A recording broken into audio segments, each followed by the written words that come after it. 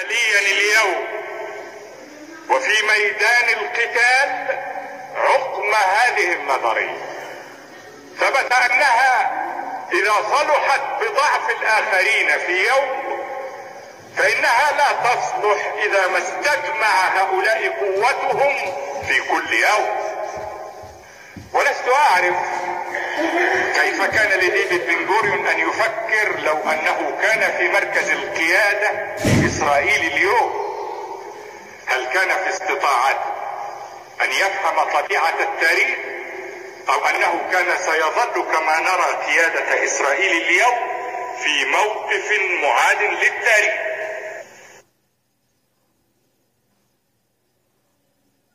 ان السلام لا يفرض،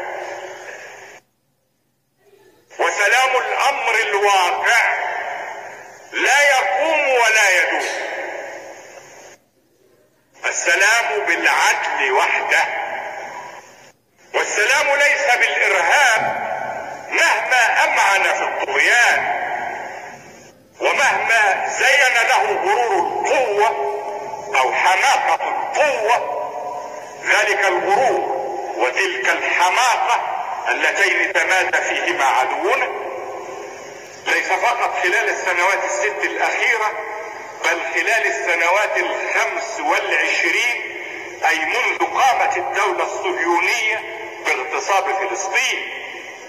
ولقد نسأل قادة اسرائيل اليوم، ثبت نظرية الامن الاسرائيلي التي حاولوا اقامتها بالعنف تارة وبالجبروت تارة اخرى طوال 25 سنة، لقد انكسرت وتحطمت. قوتنا العسكرية تتحدى اليوم قوتهم العسكرية.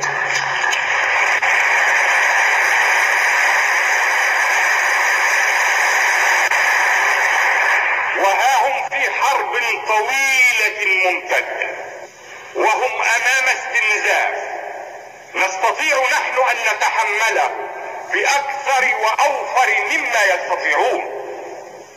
وها هم عمقهم معرض اذا تصوروا ان في استطاعتهم تخويفنا بتهديد العمق العربي. وربما اضيف لكي يسمعوا في اسرائيل اننا لسنا دعاة ابادة كما يزعمون، اننا لسنا دعاة ابادة كما يزعمون. ان صواريخنا المصرية عابرة سيناء من طراز ظافر موجودة الان على قواعدها.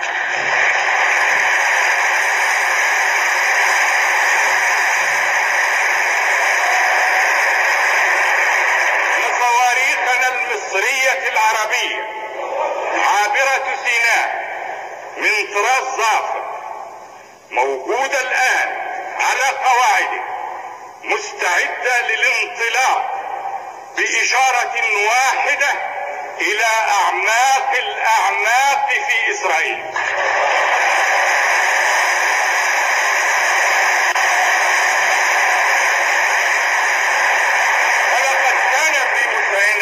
منذ الدقيقة الأولى للمعركة أن نعطي الإشارة ونصدر الأمر، خصوصا وأن الخيلاء والكبرياء الفارغة أوهمتهم بأكثر مما يقدرون على تحمل تبعات.